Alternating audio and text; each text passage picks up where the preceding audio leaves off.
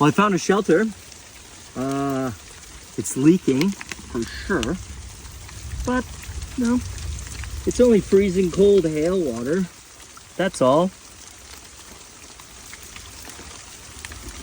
Could have brought my other rain jacket. Not very waterproof. And these wonderful $500 Gore-Tex outdoor research rain jackets, good for maybe 47 seconds. You're honestly better off with a plastic bag, 100%. Boy, if Miss Swati was here, she would lose her mind.